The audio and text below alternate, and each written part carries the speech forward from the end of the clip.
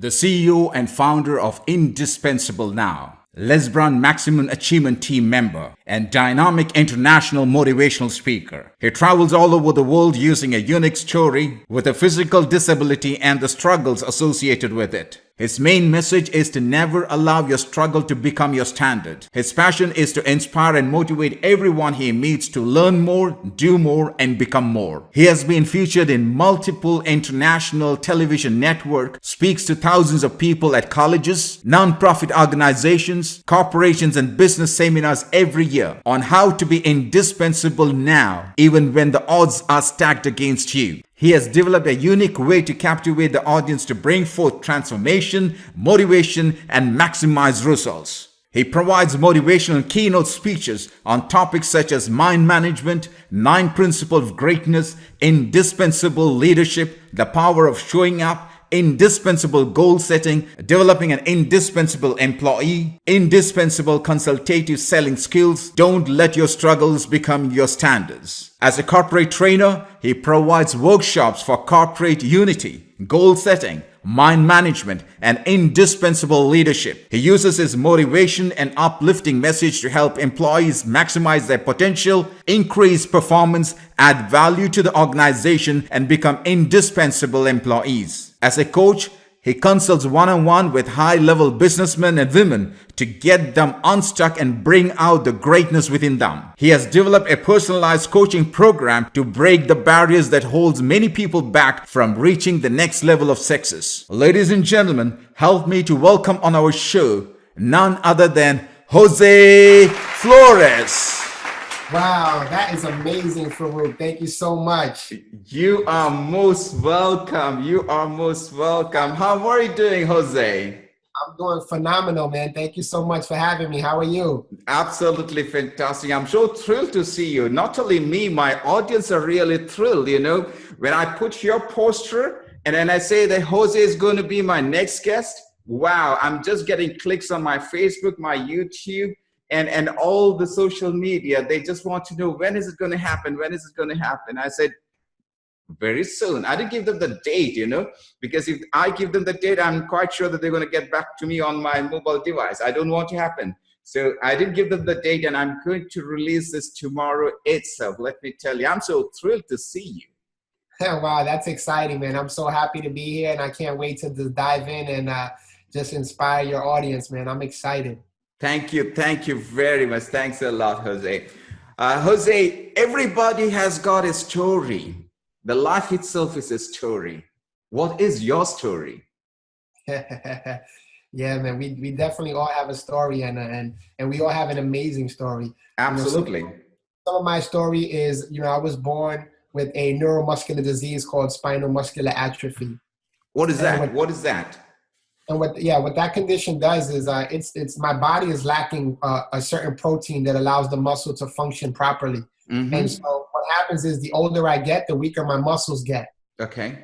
And so the doctor said that by the age of 15, I would end up in a wheelchair, and they weren't even expecting me to live past my teenage years. Okay. And I'm happy to say, man, I have good news that the doctors aren't always right. And just last month on February the 25th, I just celebrated my 41st birthday, man. So I'm super excited. Wow. That's all thanks to God. You got to thank God for it, and you got to thank your mindset. I think mindset plays a major role in it. Definitely, absolutely. Mindset, and then also having the right attitude, having an attitude of gratitude, and just being in a positive state of living. Yeah, absolutely. And so, when I was younger, I lived a great childhood. I was able to walk and run and do all the things that normal young boys do. Mm-hmm. And as I got older, in my high school years, was when I really started feeling the shift in my body. Okay. And, the weird thing about it was that I had to constantly learn how to adapt every time my body went through a new phase of change. Okay. Because as I get older, my muscles get weaker, but it's not like from one day to the next. It's like a very slow, progressive condition. Okay. And so, when I was younger, I was able to raise my arms above my head, by myself on their own. And now I have to actually, use my other arm to assist the other arm in getting, grabbing things and stuff like that. So I still have mobility, but I just don't have the strength to actually go against the gravity. Okay. So, I was always having to constantly adapt to change and the shifting in my body, which is also takes a certain type of mental toughness because there's a constant change, and people don't like change. Yeah, absolutely. People don't like change, but I was constantly having to accept and adapt the change that was happening internally in my body and making the best of it. And I went through many years, feeling afraid of the world and how they would perceive me, and feeling embarrassed about my condition and having to be in a wheelchair. As I got older, and I increased my faith in God, and also strengthened my mindset and developed my mindset. I started saying, hey, if I have to live like this for right now, then I'm going to make the rest of my life the best of my life. And I just started taking advantage and living up to my full potential. And now I'm able to do what I love to do, and travel the world and inspire the masses and live a life of purpose. Wow. Well, that was great. And that's really inspirational. Jose, I know that you are an entrepreneur. Now, to be an entrepreneur, you can do anything and you can become an entrepreneur. But why speaking? Why training? Why seminar? Why public? That's a great question. The reason I chose speaking was because when I was younger, as I said, and my condition started to progress, excuse me, I was constantly focusing on the things that I couldn't do. And that's the mindset that had me stuck for so many years, because I was like, I can't walk. I can't use my arms that well. I can't lift things up. I can't move around when I want to. I have to be dependent on people, to a certain level. And that was the mindset that I had. And it had me stuck like that for many years. And it wasn't until I started saying no more, I'm not going to focus on what I can't do. And I'm going to focus on the things that I can do and the things and the abilities that I do have. And so, I might not be able to stand up anymore or lift my hands above my head. So I had to really figure out, what is it that I do have that I can still use, that I can still make an impact with. And it was my voice. I still had my voice. The condition hasn't taken my voice away. And a voice is a powerful thing. You don't have to be able to walk and move and do all of these things to be able to use your voice. And not only do I do it in person on stages at seminars and conferences, but I can do it in places such as the comfort of my own home and do shows like this and podcasts and stuff like that, and still use my voice to go all over the world with it. Wow. Now, what I could understand from what you said right now, we all have our weaknesses and we all have our strength. But in most cases, what people say and what I've heard is, if you got a weakness, you got to build the weakness. But what you did was absolutely opposite. What you did is you knew that this is your strength. Your voice is your strength. Your words is your strength. And therefore, rather than looking onto your weaknesses, you focused more on your voice. How would you like to elaborate that? You said I focus more on my what? Your voice. Oh, my voice. Yes. Yeah, that's right. Absolutely. A lot of times people spend too much time trying to develop their weaknesses. But they should really be spending as much time as they can developing their strengths. Because their strengths, that's what's going to take them to the next level. Your strengths are something that you're already born with, that you have naturally. That's something that you're strong at. So why not develop that and become an expert at that and master that area?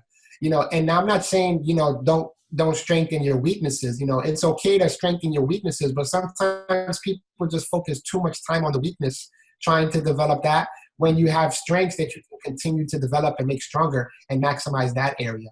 And so that's exactly what I had to do. I researched, I Googled everything, I YouTubed everything. I went to seminars, I invested in conferences, and I went to learn from the best of the best. And with that, I started training myself and self-developing myself and becoming an expert at what I do, which is speaking. And I love what I do now. And I'm proud to say that I think that I'm one of the best in the world that's doing it. And my best is yet to come. Absolutely. Jose, now, who did identify that you have the capacity to influence people or to motivate people or inspire people? Did that come from within you, or it was people around you who said that, Jose, go for it?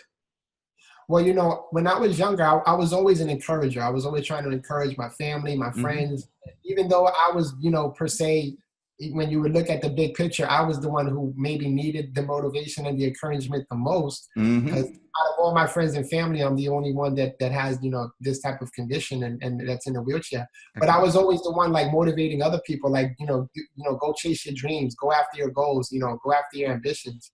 And so it was something I believe that was birthed inside of me. And I didn't realize it at the time that I would be able to use the very thing that was making me weak on the inside, which was my condition, was going to be the very thing that would make me strong on the outside by using my voice and developing my mindset to say that I'm going to go after everything that life has for me after spending so many years, stuck in a hole and being afraid of what people would perceive me as.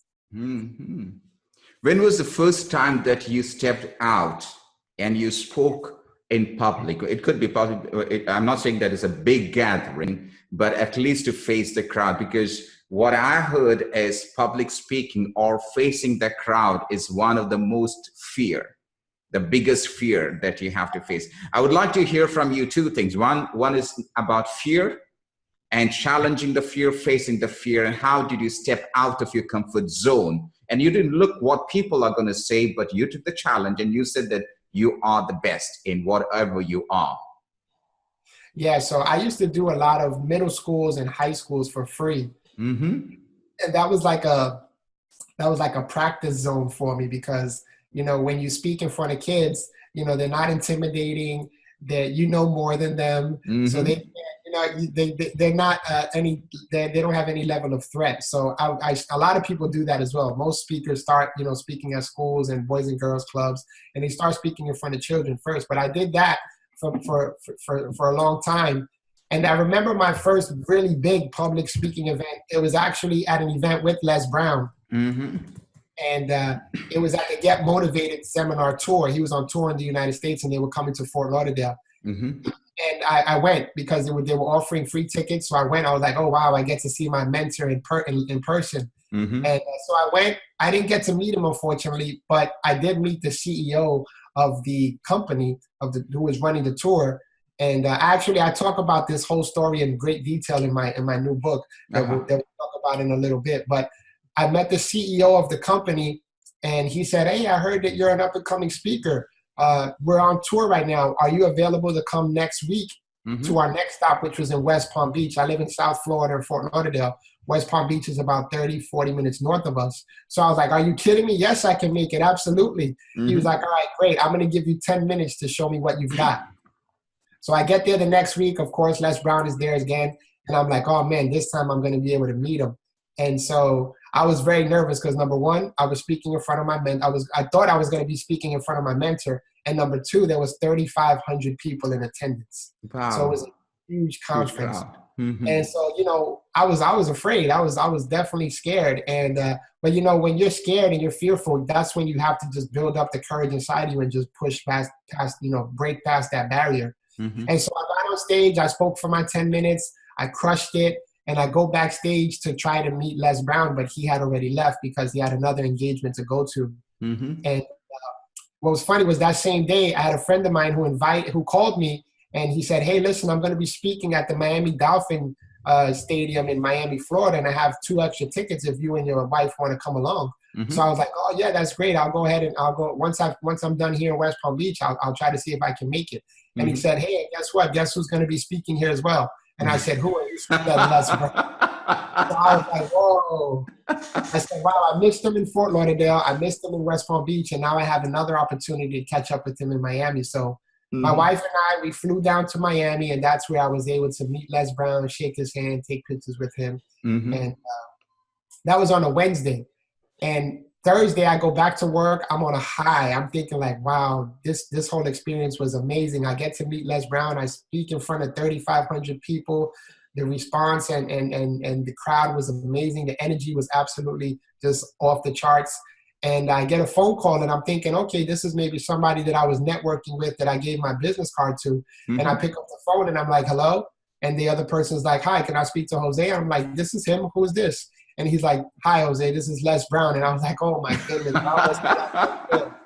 Uh-huh. And that was like a defining moment in my life because, not only did I felt I did fairly well at the speaking in front of the people the day before, but then on top of that, to have the Les Brown give me a call personally on my cell phone the very next day, that kind of was the breaking point for me, which I said, this is what I need to be doing for the rest of my life. I need to be able to impact people, inspire people, motivate people, but also, make a call to action, because motivating in itself isn't enough, right? If I can motivate you today and have you on fire, and if I'm not with you tomorrow, then the fire burns out. And you need Absolutely. another motivation. But if I can motivate you and inspire you and actually make a call to action to make you make some type of change, whether it's in your life or in your mindset, then that's what I'm here to do. Wow. Why Les Brown? When I first started looking into motivational speaking, he was one of the first speakers that came up. In the search engine, when you type in any type of topic, the best of the best are going to pop up, right? Yep. And so I typed in motivational speakers, and he was right there on top. So I clicked on him and a few others, but there was just something about his story that resonated with me, because he also has a story of, being born in an abandoned building, getting adopted by, him and his twin brother getting adopted by Mrs. Mamie Brown. And, just the struggle of him overcoming as an African American, especially in the time that he grew up in where racism was very high. And he was still able to, break those barriers and still use his gifts and his talents to become massively successful. That just really resonated with me, because in his time, he would have been the oddball, quote unquote, or the different person. He was African American in a predominantly white society, and racism was heavy, and he still pushed through his obstacles and his challenges and became successful. And that resonated with me, because here I am, I'm in a wheelchair, I'm Hispanic, I'm also considered a minority, and on top of being a minority, I have a disability, and I'm still overcoming and breaking through those stereotypes and those barriers and those limitations that people try to put on us. And we're still able to push through and become massively successful at what we love to do. And so his story just really, stuck with me. And then as I continued researching and looking into other people, there was other people that I really, fell in love with as well, their styles and their stories and stuff like that. But Les Brown since he was the first one that I really, tuned into and listened to, he's the one who stuck with me the most. Wow. After 40 years, he still continues the same story. Yes, he does. That's how impactful it was. And it wasn't until I started going to several events and hearing him share the same story multiple times was where I said, wow, this, your story can be really, really impactful and amazing, because you're going to have people who heard it, but you're going to have people who haven't heard it. So you're impacting those first timers, but those other people who have already heard it love the story so much that they don't mind hearing it over and over. I heard it many times from him, and each time I hear it, it's exactly the same, because he tells that people want to hear the original story, irrespective of whether you have heard it 10 times, 100 times, but people want to hear the original story. How did your story impact the lives of people? Well, I have a unique story because, most of the people, when we look around in our society, you don't see most people in wheelchairs driving around being happy about life, right? Most people in wheelchairs, you don't see smiling from ear to ear like this. And so it's a unique position to be in, where you can, smile in the face of adversity. It speaks volumes to people. People say, wow, this guy's in a wheelchair and he's struggling, and he's, some people think I'm suffering, which I'm not suffering, but that's just a stereotype that most people put on others with disabilities. He's struggling, he's suffering. Oh, he has so many challenges. And that may very well be true, but I don't let that affect me, and I don't let that stop me. I don't, they say that the only limits that we have are the ones that we put on ourselves, right? Yep. And so I refuse to put any limits on me. I do, and I live my life to the full. And to be honest with you, I live a fuller life more than most people who aren't in wheelchairs, believe it or not. And it's because I've developed a certain mindset that says, no matter what situation I'm going through, no matter what circumstance I may be in, no matter what storm may come through my life, I'm going to push through this and I'm not going to give up. Wow. And you know, most people, even if whether you have a disability or not, you know, most people get stuck is because they get stuck in their heads. Yep. They get stuck in their heads. They may be going through a situation and in their minds they're saying, I can't make it through, or I don't want to deal with this, or I don't know how to deal with this. And so they get stuck. So it's really a mindset that they have that limits them. It's a limiting belief. And most of our limitations come from beliefs, and beliefs come from the things that we think. Yep. That's why mind management, I created a course called mind management. A lot of people like talking about time management and goal setting and other topics, and those are great, but none of that matters if you can't manage all of that in your mind. If you can't manage your thoughts, manage your priorities, manage what you love in life, what you deserve in life, what your ambitions, what your goals are. If you can't manage that in your mind, then it all means nothing because you won't know how to handle it. So who are your clients or who are your customers for this very specific program that you mentioned right now, mind managing? Is it kids or is it corporates? Who are your customers? You know, it's actually, it's a universal topic because everyone has a mind, right? Absolutely, absolutely. Then this topic applies to them. So, but my main target is corporations. And I do it, you know, also with one-on-one coaching when I'm helping people to get unstuck in life. I use mind management, but I also use it when I speak in colleges as well as high schools, because, and even in middle schools. I normally don't speak in too many middle schools, but I do every so often because I think that when you're in middle school, that's when you're developing yourself mentally. That's where as a child, you're finding out who you are and what you can do, what your abilities are as a child. And when you're young and you can develop those and in that stage, that's going to definitely help propel you when you start to get ready for the real world. So I just believe that, you know, speaking to anyone at any age level about mind management is wonderful, because when you can really show people that, you know, who you are right now doesn't have to be who you become, all starts in the mind. And I think that most people aren't successful in life. You know, like Les Brown says, most people aren't successful in life because they aim too high and miss. Yep. No, because they aim too low and hit. Exactly. And that aiming low and hitting is a mindset. It's a having a low mindset of yourself. It's a low level belief about yourself and what your abilities are. And so that's what most people do. They aim low and they hit, and so they stay content and they settle with that. But when you aim high, even if you miss, that shows that your mindset is based on things that are higher than you, and that you're wanting to reach for those higher things. So even if you miss, it's not a big deal, because you're going to you have the mental mindset to look up and shoot again and potentially hit. Yep. And that's what most successful people do. Most entrepreneurs do. They fail their way to success, right? They shoot at something and they miss, or maybe it doesn't work. So they don't say, hey, it didn't work, so I'm going to give up and never do it again. They say, no, I'm going to try something different and shoot again and see if that sticks. And they keep shooting and shooting and shooting. And then finally, once you're consistent enough, something is going to stick. Something is going to blow up. Some idea that you come up with, some encouragement that someone gave you, some inspiration, some motivation is going to help you to continue moving forward towards shooting at that target until you finally hit it. Wow. So here you mentioned about 3 different things. Number 1 is clarity. You mentioned about the clarity because your goal has to be clear. That's one thing that you mentioned right now. Number 2 is the consistency, because if you don't have the momentum, then it's very hard for you to reach there. You might give up.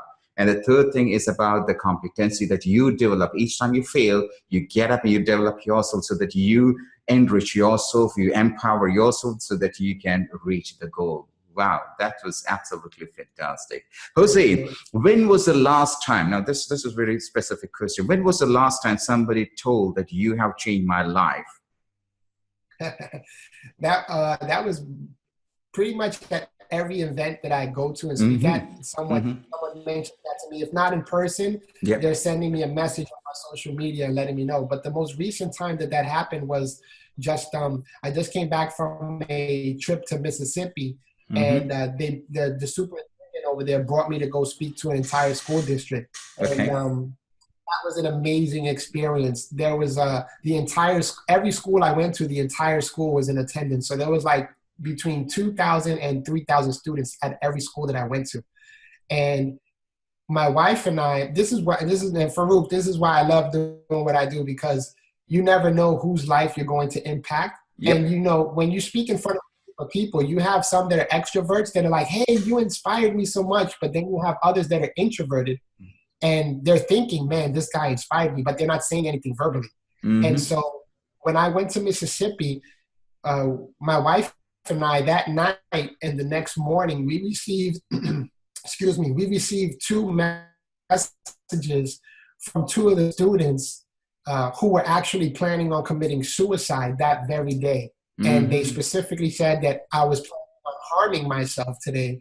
And it wasn't until I saw you come to my school and speak to us that you actually inspired me and encouraged me to change my mind and start reaching for my goals and my dreams. And these 2 kids were not disabled, but they had a certain mindset that they felt worthless. They felt inadequate or insignificant. And they felt that so much so that they decided that they wanted to take their own lives. And so here I came in with a wheelchair, not being able to walk. And, you would look like, oh man, this guy has it tough. But it's the mindset that I carry everywhere I go that says, I'm not going to give up. I'm not going to give in. And I'm going to keep giving everything I got until I win. And I'm not going to stop. And so I come in with a smile and a positive attitude and say, hey, yeah, I might be in a wheelchair, but you know what? I can still do this, this, this, and this. And I'm going to continue to do it all until I reach until I win and reach the destination that I'm trying to get to. And so it's inspiring for them. So it was when I went to Mississippi recently, it was just a few weeks ago, where I had those messages and those testimonies come in from those students. And I was just blown away because they didn't say anything to me in person. It wasn't until I left that I found out what was happening. And who knows, if I had never shown up, maybe 2 people would have given up on themselves and taken their own lives. And because I was able to come in and do what I do, I was able to help stop that. And so that just those type of experiences right there are what mean the world to me. It's why I love doing what I do. And it's why I will continue doing what I do. Because if I can just reach 1 or 2 people, even if it's only 1, and help save that person's life, or help change that person's mindset, or help change that person's level of perception of life, then it's all worth it for me. Wow. Now, here we can find 2 types of people. Number 1, the case that you mentioned, 2 young guys who were about to commit suicide on that same day. Now, on the other side, you have people who are taking lives of others. Now, there was an incident very close to your place where there was a shootout in the school. Putting yourself in that place, if you had the opportunity to speak to that young boy, how would that make a difference?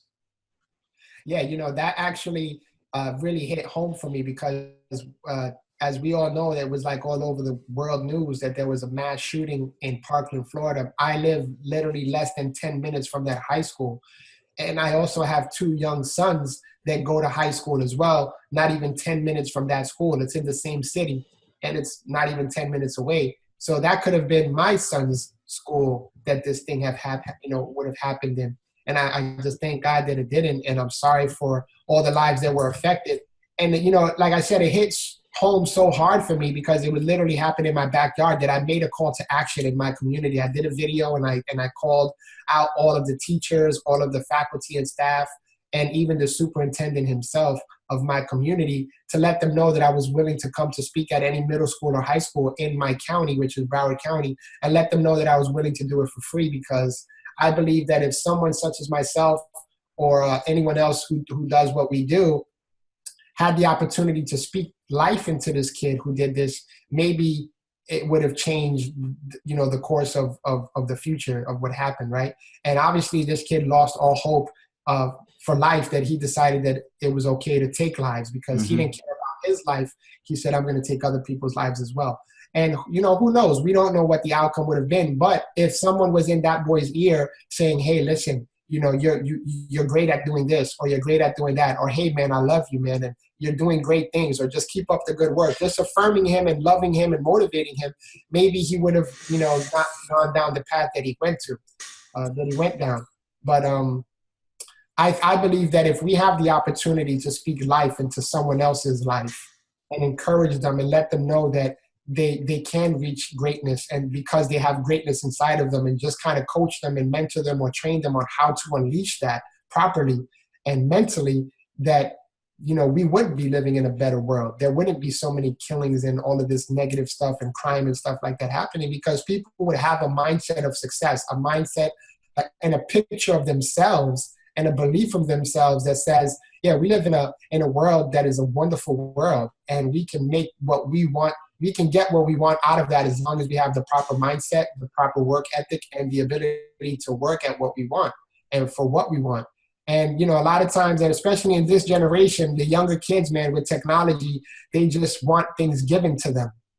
A lot of them don't want to work for it because they're just so used to everything right at their fingertips that if they have to walk a mile to do something, they just start, their attitude changes, they get negative, they get grumpy, and, and that's sad to say. But like I said, if people like you and I, Farookh, and others that do what we do can get into the heads of these kids, and even adults as well, and let them know, like, hey, listen, there's greatness inside of you. You have skills and talents and abilities that were given to you alone for you to share with the world. And there's people out there waiting on you to show up with what you have to offer and be great at it. I think that people would definitely be taking more advantage of the gifts that they have. Absolutely, absolutely. I always wonder, when I saw you for the first time in Florida, the way that you presented yourself. You put yourself in a position of a leader more than a speaker. Mm-hmm. Do you treat yourself as a leader? And if so, what makes you a better leader?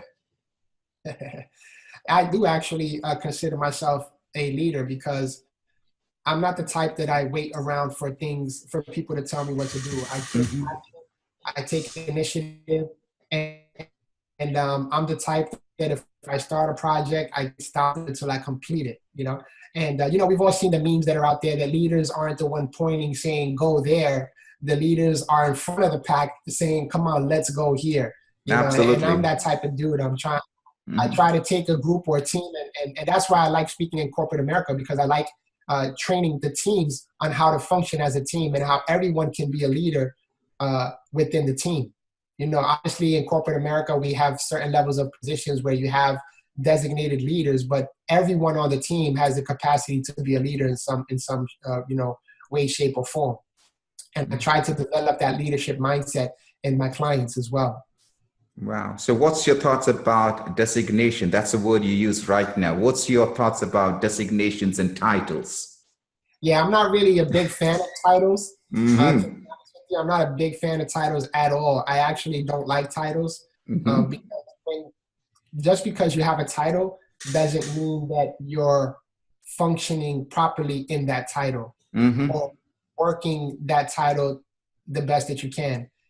For example, when I worked in corporate America, my manager, mm-hmm. he had the title of manager because he had the college degree and the paper that says he completed something, mm-hmm. but his attitude definitely did not display a manager level attitude. He wasn't a team player, and he definitely didn't have the skills to motivate the team.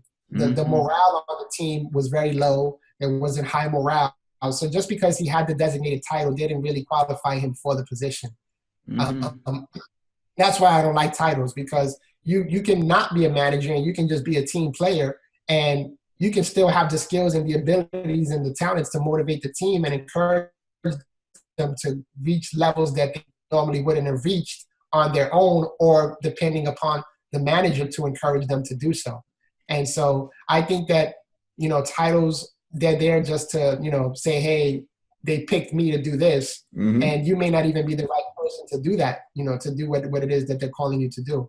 So I don't really like titles, but, they're there for a reason. I guess you have to have some level of structure, but mm-hmm. just because the titles are there doesn't mean that the company's thriving or excelling.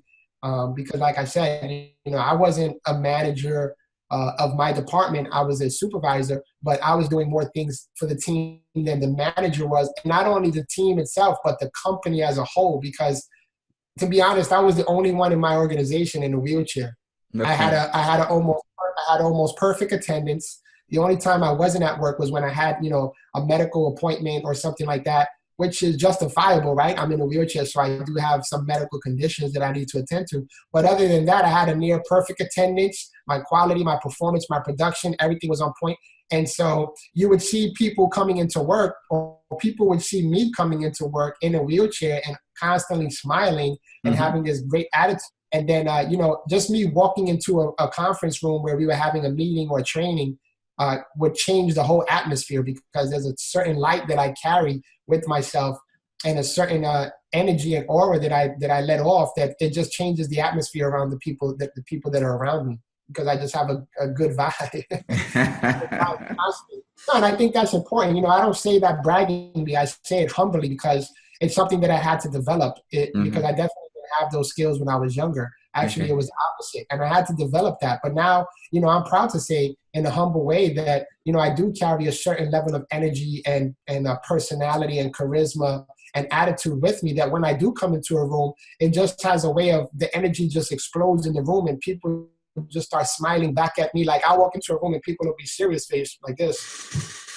And I'll come in and I'm like, how are you? And then all of a sudden they're like, hey, I'm doing good. How are you? And it kind of just changes the whole attitude and atmosphere of the environment. And so I'm just glad that I have that now, because I'm excited that I have that, because I didn't have that for many years. And to be able to carry that with me, it is a privilege. It's really a privilege to have a certain mindset.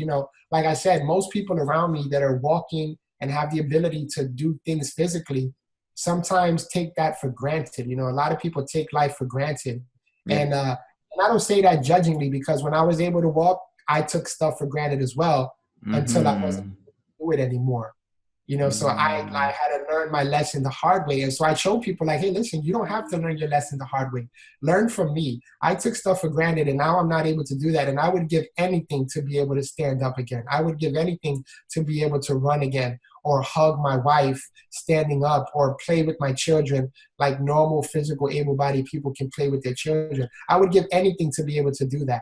And so I try to encourage people, life is too short to take anything that you've been given for granted. Wow. Yeah. You in fact reminded me about John Maxwell's 5 levels of leadership. And leadership is not a title. It is something that you have to earn. Wow. Well, there are different types of coaches, because you introduce yourself as a coach. Now, there are people who introduce themselves as life coach, transformational coach. Then comes executive coach, etc. But you called yourself as results coach, and that's exactly what I heard from Tony Robbins as well. And I call myself as a results coach. Why results coach? Yeah, because at the end of the day, any person that you're coaching or any organization that you're training, the bottom line is results, right? They want you to be able to help them produce results in their life. Yeah. And so when I'm coaching one-on-one, individual who's trying to get unstuck, they're looking for me, or they're choosing me as their coach to help them get results. If I'm going to an organization and I'm speaking to the executive team, or I'm speaking to their managers or their employees, they're bringing me in to help them bring results.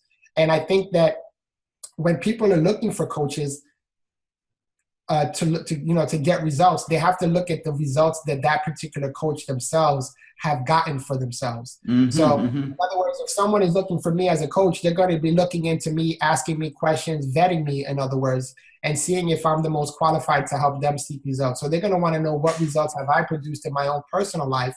What level of success have I reached? And how can I use all of that to help them gain results and the level of success that they're looking for in their lives?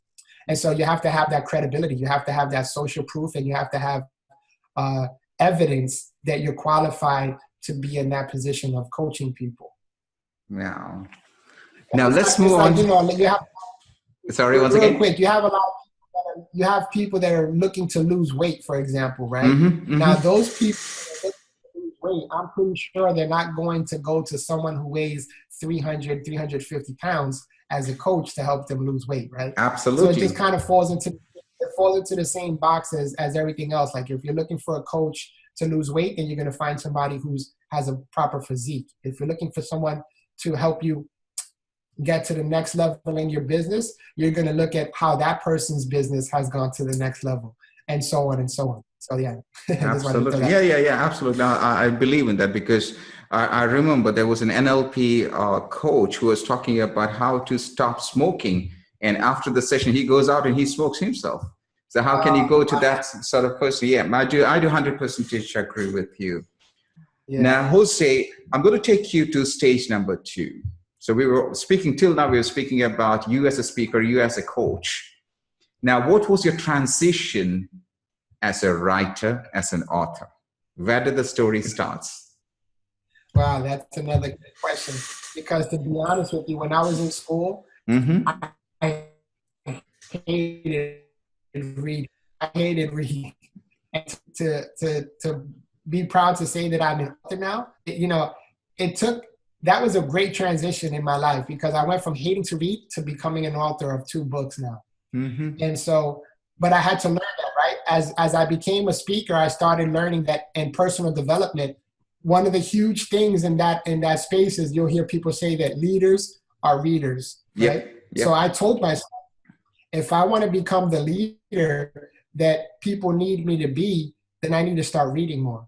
And so I started reading more. I started purchasing books. I actually purchased books. I never purchased books in my whole life. So I started purchasing books. I started purchasing audio books and listening to books.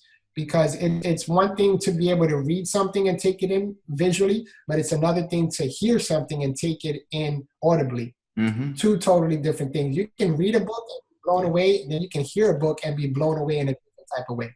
Yep. And so that's why I made my book available in both ways, physical and audiobook as well. But the transition took place right as I was beginning to read more books.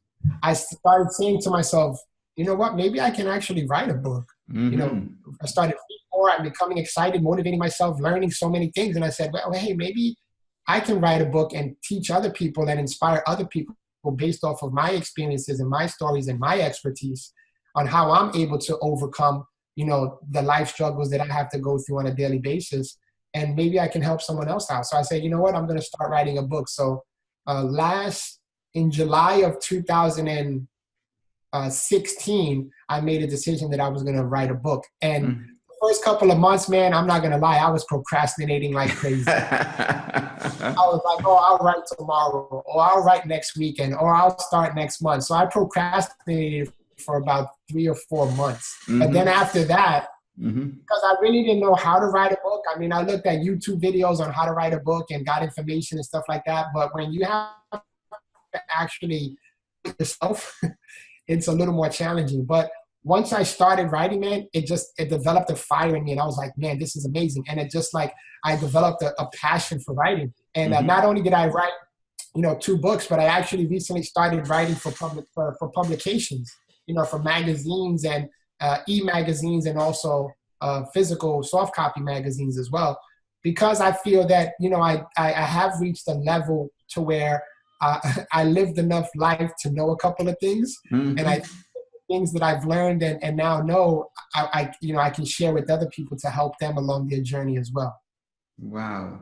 So you said that you written 2 books. What are the titles of this book? And do you have a copy of the book somewhere near to you?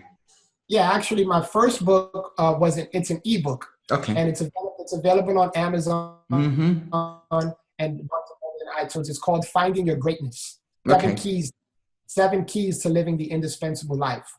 Wow. And I did that about a year ago. And then my recent book that I just launched this year in January is called Don't Let Your Struggle Become Your Standard, How to Be Indispensable Even When the Odds Are Stacked Against You. And I was honored to have the foreword written by Les Brown himself. He did the foreword to this book. Your mentor. It's a good sized book, 198 pages, and it's a good read. And one of the things that I love about this book is that at the end of every chapter, there's action steps, right? Because it's all about action. We need people to take action and produce results in their lives. But there's also the cool thing about this book is that, and I'll show you a picture here, is that I created this this QR code at the end of every chapter. And at the end of the chapter, you'll have a QR code that you can scan. I don't know if can you see that? Yeah, we can. Yeah. Scan the QR code, and there's a 1.5 to 2.5 minute video of me motivating you into action, towards action, based off of the chapter that you just read. And so, yeah, I'm excited about that, because now not only are you reading a book, but it's interactive and it's engaging with the audience and everyone who reads it, because now they have me personally, wherever they are, motivating them to not only learn more, do more, but also become more. Wow. Now, one of my questions would be, Jose, is it possible for me, without buying your book, I can go to YouTube? I'm not sure where did you upload that QR code. If I go to YouTube, is it possible for me to listen to that 1.5 minutes session of yours, or is it somewhere which is blocked for the public? Yes, that's a great question. It's actually, it is on YouTube, but they're locked. They're private. And you would only be able to view the videos by purchasing the book and scanning the code. That's the only way to view the videos. And so I did it like that in such a way so that, you know, it wasn't added value for those who made the investment in themselves. Go ahead and be able to watch those videos. And the cool thing about it is that it's personalized for each individual that's watching the video. So it's like I'm talking directly to you, the reader, and saying, hey, you can do this. Hey, you've got what it takes to make this happen. Hey, let's get going. Hey, let's keep moving. Let's get to the top. So that's the cool thing about it. Wow, that's exactly what you as a speaker, anybody who walks into the stage, rather than addressing as ladies and gentlemen, it has to be like you. And there are some people who do magic on the stage, because when they speak, we feel that they are speaking to me, to that particular individual. So I believe that your book is also designed that same way. Exactly. Absolutely. And I use a lot of my, you know, like I said, I was born and raised in the Bronx, New York. So I'm a city boy. So I grew up, you know, city boys and girls, they grow up faster than, you know, people who live in the countryside. And so what made you come all the way from New York to Florida? My parents, I'm a mama's boy. Okay. My mom moved down to Florida. They were getting tired of the cold winter storms. And I was as well. But, you know, I came down here with the intention to visit them. And I fell in love with the state. And I wound up just staying down here. I brought all my stuff down from New York, and I wound up just staying down here. And I love it. I'll never go back to New York. Number one, because there's no palm trees in New York. And number two, there's not a lot of ocean around there as well. So absolutely, I live not too far from the ocean, and I just love the weather, man. You can't beat this. This is like paradise. I live where people vacation at, you know. So I love it here. Good. Well, Stephen Covey, in his book, The 7 Habits, he says that whenever you have to do something, you have to begin with end in mind. So did you have that sort of end in mind when you wrote your second book? Yes, I did, actually. You know, I don't know how much people know about the writing process, but some people have different ways of going about it. Some people come up with ideas as they go along. And I chose to actually develop each chapter beforehand so that I knew what the first chapter was going to be and what the last chapter that I wanted to be. And I executed it like that, because there's a strategy behind my book, because it goes in a sequential order of building up. It's an upward build and an upward trend. So it starts from like giving a little bit about my life, and poor Jose had to go through all of that growing up, to, you know, chasing my dreams and ambitions, to marrying my wife and having children, to becoming an entrepreneur and starting my business. And so it's a progressional book that shows you from the beginning where I was mentally and also physically, and to where I am now mentally and physically. And so it shows that increase in that growth. And so I wanted to do that for the listeners, and the readers that purchase the book or the audio book to show them that it's a progression. At the end of the day, the final result is that in order for you to reach the level of success that you want or reach that destination that you've been desiring to get to, there's a process that you have to go through. And each process that you go through is called progression. We all have to progress towards where we want to go. And that's in all aspects of life. Whatever goals you have, it's a process and it's a progression. You go step by step. You take one step forward, now you're one step closer to your destination or one step closer to your goal. So everything is a process and a progression. Absolutely. I'm going to share your website address as well as your email ID and your Amazon ID, etc. below your video. Okay, awesome. Good. Now, you came up with 2 books. What's next? What's next? You know, my wife is always saying, well, so what? Now what's next? Every time I tell my wife something, she's like, okay, so what? And so that kind of makes you think about, okay, yeah, so what? So what is next? So what's next for me is my wife and I are actually writing a book together based on marriage, because I'm excited to say that this year we're going to be celebrating in July. We actually got married on 7/7/7. Wow. This year, July 7th, we're going to be celebrating our 11th year of marriage. And so we're excited about that. We're currently writing a book that's going to be geared towards married couples, because we know that there's a lot of married couples that are hurting and struggling and suffering nowadays. And, you know, you may see them going out and smiling and acting like everything is good, but behind closed doors, there's a whole different world happening within their lives. So we want to be able to reach out to those couples and let them know, like, hey, listen, if my wife and I have to go through the same struggles and same situations as any other normal married couple goes through, you know, such as finances and, you know, vacationing and spending time together. And, you know, those are like the normal issues and problems and arguments that couples have. And on top of that, with me being in a wheelchair and my wife having to, you know, do extra work around the house and with me and with helping me get dressed in the morning and get into my wheelchair, if we have to go through regular stuff, plus add this whole additional aspect to it, and we're still able to thrive and survive and be happy and really love each other unconditionally, then you can too. And the problems that you're going through aren't unsolvable. Wow. Yeah. So we're doing that. And that's one of the things I'm doing. That's next. We're coming up with a 3rd book that we're going to be doing together. And when can we expect that? When can we expect that? We're hoping that that's going to be available the first quarter of next year. Okay. The first quarter of next year, 2019. And this year, we're just traveling a lot. I'm speaking full time now. So I'm just hammering away. I'm knocking on doors. People are reaching out to me. I'm going to be doing a big event next month with Les Brown at his next live certification. I'll be one of the speakers there. That's on the 6th, 7th, and 8th of April, if I'm right. That's correct. Yes, 6th, 7th, and 8th of April. And I have a bunch of other gigs in between that and after that I'm going to be focusing on as well for this year. So just doing a lot of traveling, a lot of networking, a lot more, putting a lot more of my content out there for the viewers to see. Increasing my YouTube hits is a goal of mine for the year. Creating more actual videos. I put a lot of pictures up and stuff that I'm doing. I have a lot of videos as well. Not too much, but obviously I have a decent amount of videos where people can see who I am and what I do. But I just want to take that to the next level this year.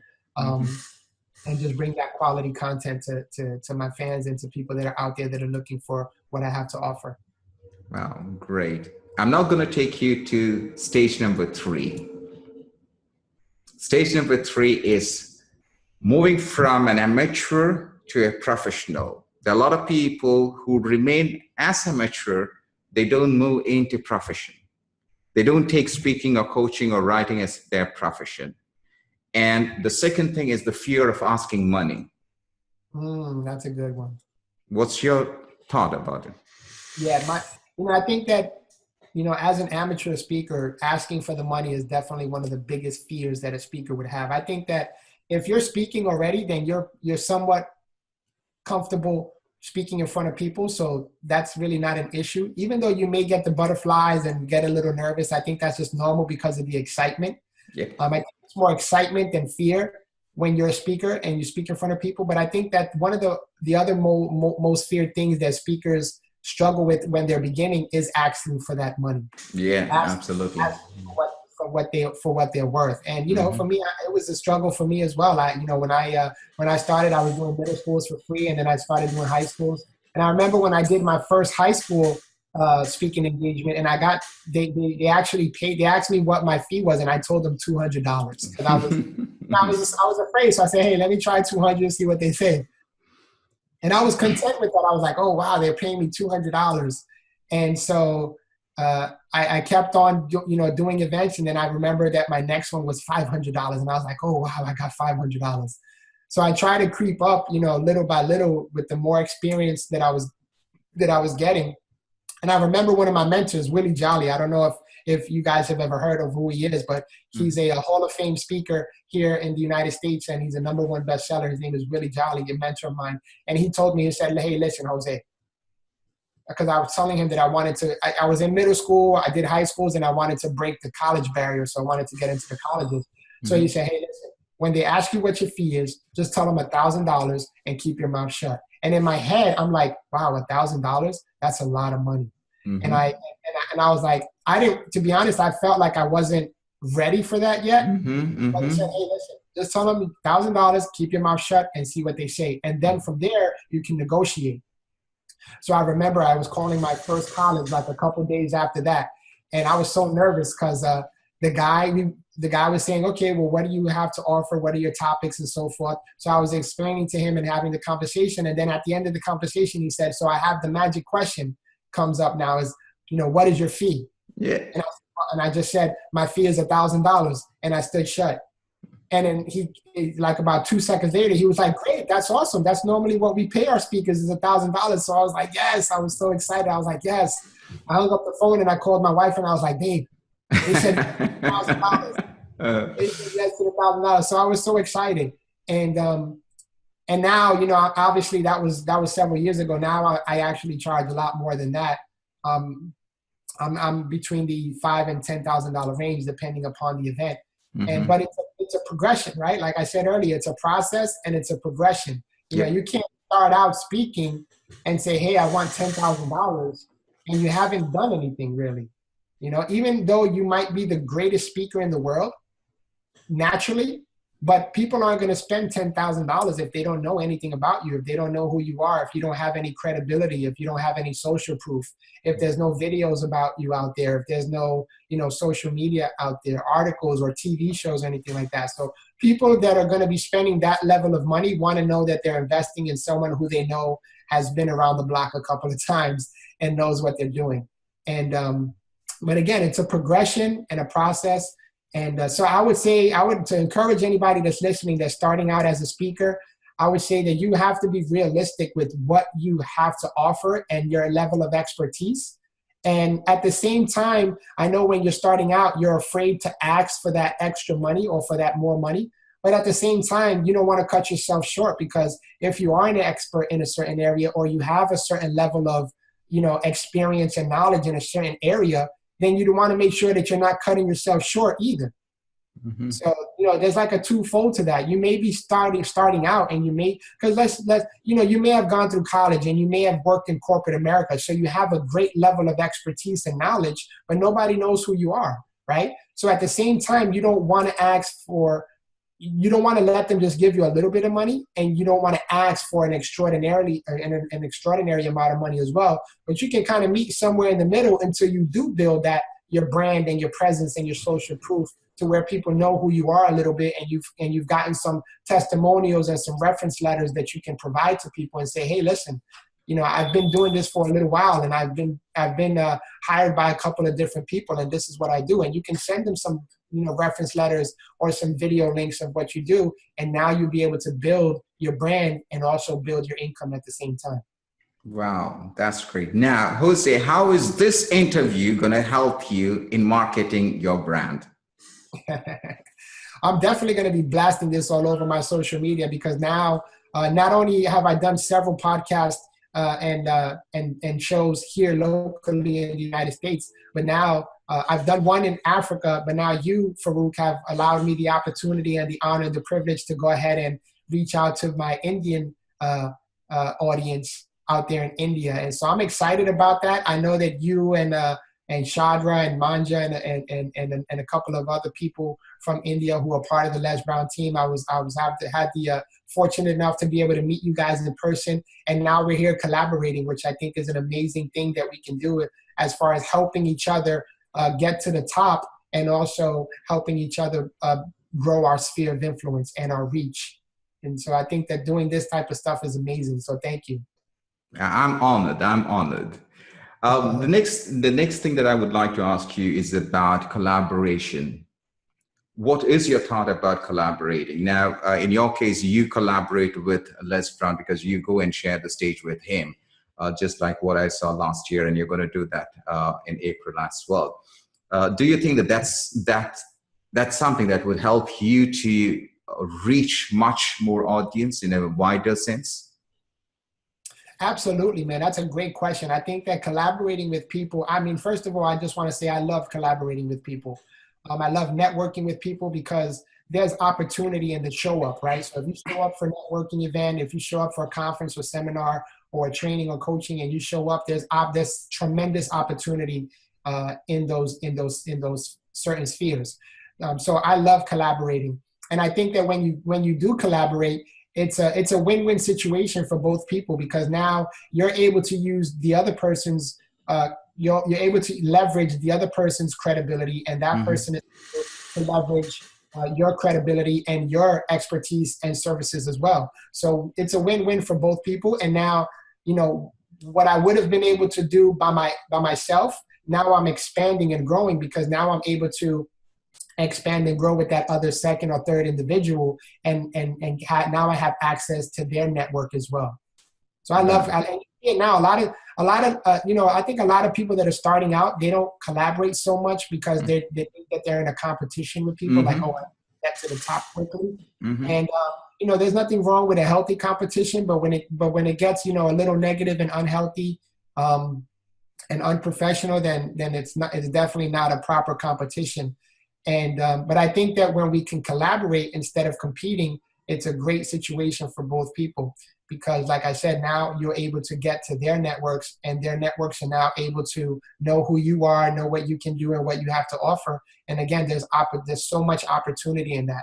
So for example, I'm here speaking with you, Farookh, and people here in the United States are going to be seeing it. People over there in India now are going to be seeing that. So that's 2 whole countries that I have access to and that you have access to. So people will be looking for you to do interviews with them potentially, and hopefully I'm going to be blasting that on all of my social media, and they'll start following you and seeing what you have to offer and who you are and how you can add value to them, and likewise for me. And so now that's millions and millions and millions of opportunities that are out there, instead of me just going on a show here in the United States and I'm just reaching the United States. Absolutely. And let me tell you, Jose, there are people in queue. Just after having the interview with you, after the next 3 hours, I got next team from the US, and then again a next person from the US standing there ready to come and attend this interview, because they say that this platform is going to help them a lot to market their own brand. And I'm really thankful to everybody, because they have taken the initiative. They took the initiative to say that, Farookh, we want to be interviewed by you. And I said, I'm ready for it. So that's how we can collaborate. That's how we can help. Now you can see those viewers, you can see it's night over here in India, and I can see it's a daytime there in Florida, in the US. It's 2 different timing, but we are there to help you. Now let me take you to the 4th stage, and this is the last stage before we conclude. The last stage is all about your love and your family. Yeah, man. Where did it start? Come on, we like to know about it. Yeah, everybody loves a good love story, huh? Absolutely. You have his love stories, so share that with us. Yes, I do, and I'm so grateful. I'm so lucky to see your wife, and I'm thankful to her the way she is. and as a human being, and from where she started her life and where she is today, and carrying the kids and taking care of you. Absolutely fantastic, lady. Thank you. Thank you. Yeah, my wife is an amazing person. I'm truly blessed and honored to call her my wife, my best friend, my confidant, and she's my everything. But when I was younger, you know, everybody has big dreams of becoming successful and getting the big house and the cars and all of this stuff, and making a lot of money. And that's great. There's nothing wrong with that, right? As long as that's not your sole purpose for existing in life. And I had, you know, I've had those dreams as well. Everybody wants to reach a certain level of success. But my main dream was wondering if a woman was ever going to love me in a wheelchair. If a woman was ever going to be able to, you know, love me unconditionally and have to deal with the wheelchair. Or I would have dreams of having children. Will I be able to have children? Will I be able to own a home? Will I be able to just drive a car or work a job, any kind of job? You know, to be honest with you, I was okay with just having a basic life, just the normal things that people wanted out of life, which is, you know, love, companionship, friendship, and a family, right? Yep. And those are some basic things that people want out of life. And that's all I wanted. And I would have been content with that. And, you know, through the grace of God, he's given me, like I mentioned earlier, he's given me my beautiful wife. Like I said earlier, we're going to be celebrating 11 years of marriage this year. Not only do I have an amazing wife, but I have two amazing young sons. They're 17 and 18 years old. And we're just so proud of them. They're great kids. They're good kids, you know, and we own our own home now. My wife has an amazing story. She used to be, so she went being home to homeowner. And that's another. If you could repeat that once again, well. If you could repeat that once again, because there was a small break in the audio. So your wife was homeless. She was homeless, and then she turned into a homeowner. My wife, a homeowner, exactly. So she has a story about that she's going to be writing about, how she went from homeless to homeowner, and the process that it took for her to get there. And it's just an amazing story. I don't want to let too much of it out because it's just going to be that phenomenal of a story. But, you know, like I said, we own our own home now, and I drive my own car with hand controls. And now I get to travel the world and do what I love to do. And here I was just being satisfied with a basic job, you know, and God had more for me. God had more for me. But it wasn't just given to me. And a lot of times I think that people expect things to be given to them. And you have to really work hard at what you want out of life. You know, I've reached the level where I am now, and I'm just scratching the surface right now. I haven't even broke through to where I actually want to go. and I'm not satisfied. And I'm not satisfied with where I am and what I have now, because I know that there's much more that I can do, much more that I can learn, and much more that I can become, and much more that I can help other people out. Because at the end of the day, they call us motivational speakers, you know, again, with the title. But what I truly am is a messenger of hope. Wow. In a hopeless world. You can see all the stuff that's going around our world. And if me and my wife, you know, my wife and I, we encourage so many people, because so many people see my wife helping me, see us loving each other. You know, they see me providing for my family. You know, I'm not the type that I'm just sitting back collecting disability checks from the government. No, I'm out there working. I'm out there using what the gifts that God and talents and abilities that God has given me. And I'm using those to make a difference in the lives of others. And so everyone, you know, that meets my wife and I, they're like, oh, you're such a power couple. You guys are amazing the way you love each other. And we do that. You know, we share a lot of what we do and where we go on social media. And I know some people are like, oh, do you have to post everything on social media? And we don't post everything, but we do post a lot of what we do, because we really, truly believe that we can use social media as a platform to inspire and encourage others, to show them what real love looks like and what real love is, and which is what my wife and I have, and what a real family is supposed to look like. The love that we show each other, the unconditional love, being there for each other, supporting each other, encouraging each other, communicating effectively with each other. And, you know, there's some families that don't have that, but we have that here. And we try to show everyone else that, you know, what it looks like, because some people don't have that. So they don't come from that. Some people were born into certain situations. And so they don't know what a good husband is supposed to look like. They don't know what a good wife is supposed to look like, or a good father, or a good mother, or good children. or a good family. And so we do that to encourage people like, hey, listen, we struggle just like you struggle. There's a saying, in my favorite book that says, there's nothing new under the sun. We're all going to experience the same things. Maybe not exactly the same, but we're all going to experience or go through the same things. It's called the life cycle, right? Yep. And so if my wife and my children and myself can be that example for others, be that inspiration, be that hope, be that encouragement, then, that's what we're going to do. That's the type of life that we've decided and we've chosen to live. And we're not going to let the storms of life stop us from being who we are and doing what we do, which is loving other people and helping other people reach a certain level of peace and joy mentally, right? Because I think the most valuable thing that people want in life is peace and joy and happiness. Absolutely. Because you can be a multi-billionaire and be miserable. Oh yeah. And not have happiness and not have joy and be grumpy and bitter instead of being better and happy. And so that's what myself and my family have chosen to do.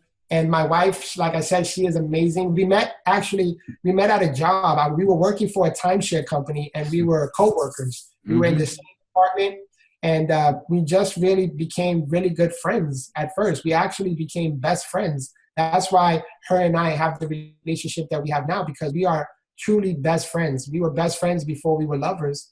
And we would just hang out. We would go to the movies. We would go to restaurants. We would go to, parks. We would go to the beach and just hang out, get to know each other.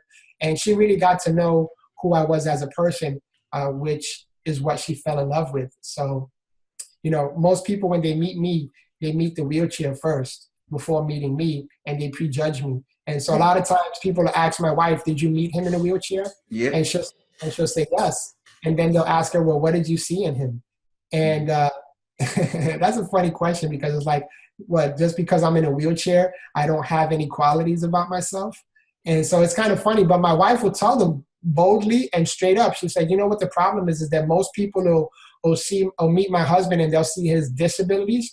But when I met my husband and saw him, I saw his different abilities, and I fell in love with who he was, not what he was in. And that's one of the reasons why I love her so much, is because she loves me unconditionally, and she loved me for who I was, and she saw the person I was on the inside and not what I looked like on the outside. Very strong message. Yeah, 11 years strong, man. 11 years strong. So I'm excited about that. We're gonna be having celebrating our 11th year anniversary, and every year what I do for her, and this sometimes gets other men into trouble, but her birthday is on August the 18th, and every year I do 18 days of surprises for her. Really? And I put it on social media. She puts it on social media, all the little gifts and little trinkets that I do. And it doesn't cost a lot, because I'm not out there spending a ton of money. But and this is something that I had to learn as a man. Men aren't naturally thoughtful like that, to do things like out of the ordinary and outside of the box for their wives. And this is something that most wives want their husbands to do. And again, that's another, argument and issue that are in relationships, that women want to feel loved. They want you to do spontaneously, and not just on Valentine's Day and their birthday. They want to feel loved every day. And that's one thing that I do. I love my wife every day, but on her birthday I make it extra special, and I do 18 days of surprises, because her birthday is on the 18th. And all the women that follow my wife, they absolutely love it. And all the men are like, what are you doing? You're getting me in trouble. But I'm like, hey guys, if you want to reach that level of love and intimacy that you want with your life, you got to tighten up and step your game up. Yeah, absolutely. And so, yeah, she deserves it all, man. So I try to give it all to her, and as much as I can and as often as I can. And it just, and marriage is not easy. It takes work, like entrepreneurship or anything else that you want to be successful in life. It takes work. So if you want to be a successful entrepreneur, you have to work hard at it. If you want to have a successful marriage, you have to work hard at it. If you want your kids to be successful, you have to work hard on them and be the example that you want them to be or see. So when they grow up, they can, follow in the same footsteps, hopefully. Great message. That's a very strong message. Jose, how important is coaching? Coaching is very important. Coaching is very important. And a lot of times, you know, people are coaching without even realizing it. Like I'm a father right now. So that's a coach. I'm coaching my children on what life is going to look like and what to expect out of life. And I'm coaching them how to be good stewards of their finances. Both of them work actually now. They both have jobs recently. So and I think both of them are about 6 feet, I believe. You are 6'1", I believe. Am I right? I'm 6'1", yes. My younger son is 6'1", and my older son is 5'11". So they're big boys. Yeah. Big men now. They're young men.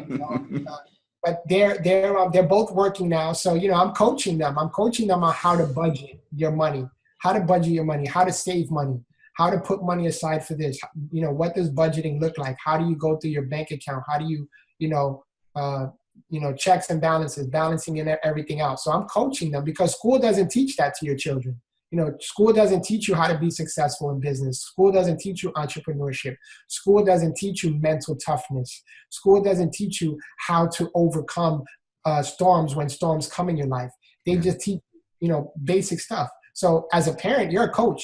And so I think that coaching is definitely very important, not only as a parent, but as a business coach. You know, you can coach someone who's a startup company, or even people who have been in company for years and maybe have just plateaued and they just kind of like reached their lid and they just need some coaching on how to bust through the lid. So you give them ideas, you give them strategies, and you give them ways to execute on those strategies and ideas and how to bust through that lid. So you coach them to get to that next level. And for startup companies, you know, they're starting. So they're learning themselves. They don't know everything about business and business development and business success. So they may need a coach to come along with them and say, hey, listen, you know, you've given me all the information about your company. This is where I see needs improvement. You know, maybe you might want to start implementing this or implementing that, implementing bonus structures, implementing ways to increase and generate more revenue and the bottom line for your company so that you can develop happy employees and treat your employees right. Because at the end of the day, the employees are really the ones who run the company, right? Absolutely, you may be the owner, the people that you hire and the way that they deal with your customers that are going to take your company to that next level. And you know that working with your previous employer and the level of customer service and expertise that they were all about and looking for and providing to their clients. That's why they were a 5-star company. And so, Absolutely. Not every company is a 5-star company, but it's because they don't have people like you, Farookh, on their team, training them and coaching them. Now you're able to do what you love to do, which is coach and train other companies to reach that 5-star level of success as well. And so everyone who hires you knows that they're getting 5-star ratings and 5-star quality training, right? And so that's what's the beauty about coaching, that you can coach a company and take that company and develop it. It may be a 3-star, but now they hire Farookh and they go to 5-star, right? They may see, and you might have an individual who's an entrepreneur and they say, hey, Farookh knows how to train. He's worked with 5-star companies. I want to hire this guy. Now you can individually coach somebody one-on-one and show them what it takes to be a 5-star, company or individual if they're working for themselves and building their brands. Now you can pour that information, that expertise and into them. So coaching is huge. And I think that, coaching and mentoring, they're different, but they kind of go hand in hand because you're using your energy and your expertise to pour into someone else.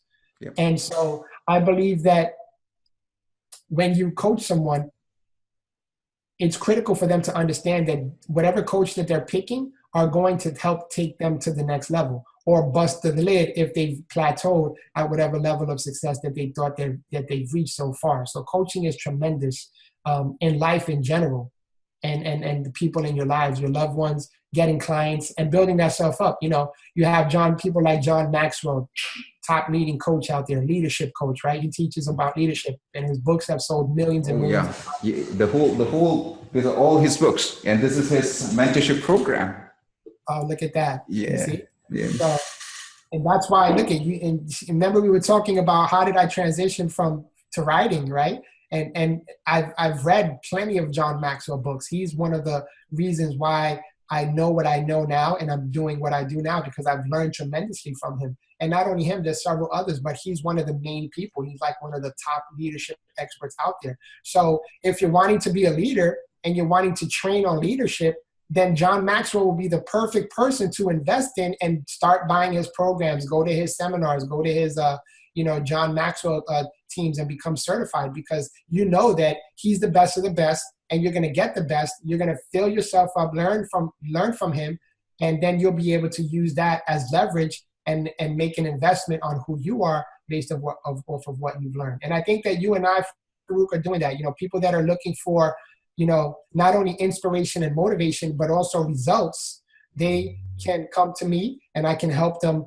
reach get those results that they're looking for in life, because I've reached results in my life. I feel that I've overcome so many obstacles, challenges, adversity in life, and I've gained results. So the proof is in the pudding. I can help others gain the results that they're looking for as well. And so can you. With doing what you do, people aren't bringing you in just for the sake of training. They're training because they want their employees and their company as a whole to see results. Yep. And so that's why coaching is important, because it helps people get results. Great. Final question. What is that message you have for the audience? I would say, if you're going through any type of struggle or challenge or adversity, whether it be in your personal life or in your business life, I want to let you know that there is light at the end of the tunnel. Sometimes when the storms come and the clouds are gray and dark and there's a gloom and it's dark and you feel like there's no hope alive, trust me when I tell you that there's hope alive. I am here sitting in front of you. You guys are listening to me. I am a true example that hope is alive and well, because I could have given up years ago.